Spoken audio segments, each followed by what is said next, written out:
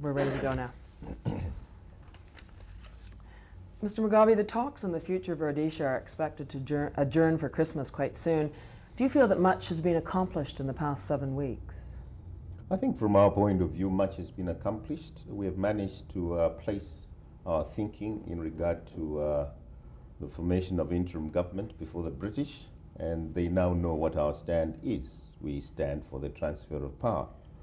But I think another great thing which has emerged is the revelation that the reason why this conference was ever convened was to try to prevent a radical government emerging in Salisbury, and rather to try and produce a moderate government here. This is what Mr. Crossland has said. It's quite alarming. But anyway, it's one of the things that have emerged here at the conference. Are you satisfied with the way that the talks are being held? Yes, there is nothing quite extraordinary that has happened. We did query the procedure which Mr. Richard was following earlier on when he insisted on bilateral talks. But he amended this procedure, and we are happy about things, about the way the things went later on. To the unschooled observer, it looks as if really not that much has been accomplished. I mean, you've more or less agreed to disagree on a date for independence, but other than that, you don't seem to have made much progress, particularly with the white Rhodesian delegation. Why is this? Well, we came here first and foremost to negotiate with the British colonial power.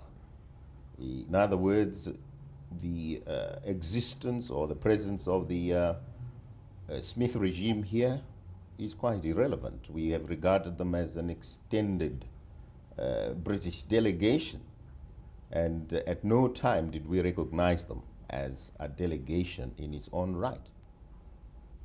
Yesterday, a couple of the American officials in the Kissinger party called what's been going on in Geneva a tribal dance, and they really don't feel that much progress will be made until the next set of meetings. How do you react to a Well, if it was a dance to our own tune, and not a dance to the Kissinger tune. And we are happy that if we have danced, we have remained constant. Our step has been always that there must be a transfer of power to the people of Zimbabwe as such, and not that there should remain effective power in the hands of the settler community, which is what Kissinger had intended should be achieved by Geneva. Do you feel that will you first of all return to the talks when they resume, if they resume? Well, that depends entirely. If the circumstances are correct, namely that the British will regard it as the guiding theme of the conference, that there should be transfer of power to the people of Zimbabwe, we shall consider attending. But if it is to share power with the white community, which apparently has emerged as the new thinking on the part of Britain, that of course we shall resist. Guerrilla activity is escalating at a very rapid rate right now in Rhodesia, and you claim to represent the fighters of the country. Are you responsible for giving instructions that the fighting should escalate? We are responsible for guiding the war, for supervising it. We started our liberation struggle in earnest in 1966. It has continued ever since, and there is absolutely nothing new. If there is escalation, this escalation is something that is to be expected in any liberation struggle. But do you, in Geneva, have contact with the fighters in the field? Yes, of course. We are the head of the army. ZANU is running the war. We started it. We have nurtured it, and therefore it is our war. So do you, from this hotel, give instructions about where the fighting should be? And well, there are commanders in the field, and these commanders know how the job should be done. But it's in accordance with the policy of the party that there should be a war, that there should be an armed struggle. And in fact, we derive support from the masses of the people who are in agreement with the armed struggle and who are actually participating in it.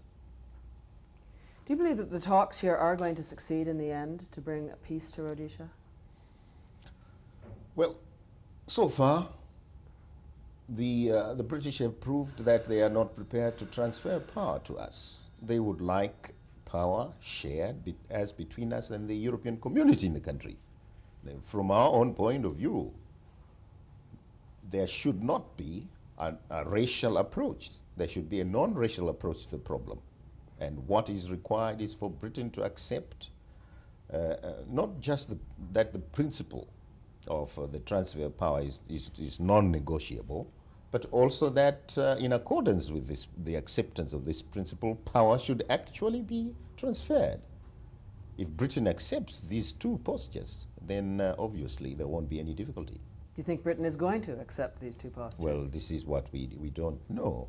But going by what has now emerged, apparently Britain is not prepared to have power transferred. They're prepared to have it shared with the European community.